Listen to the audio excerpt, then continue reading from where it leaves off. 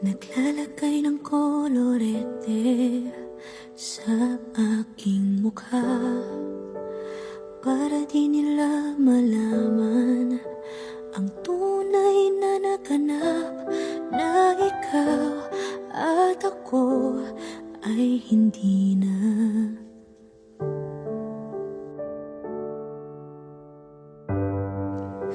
Iniensayo pang mga ngiti para di halata.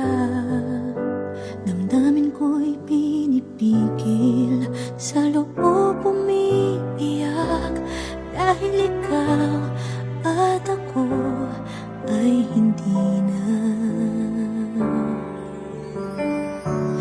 At ang hirap, magpapanggap pa ba ako na ako ay masaya, kahit ang totoo ay talagang wala ka na.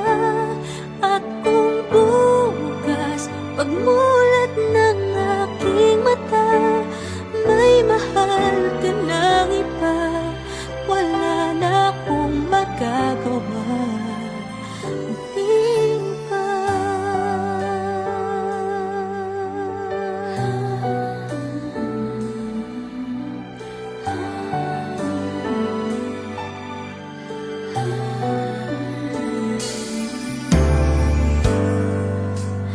Paano ko sasabihin sa mga kaibigan ko kung ako din ang sisisi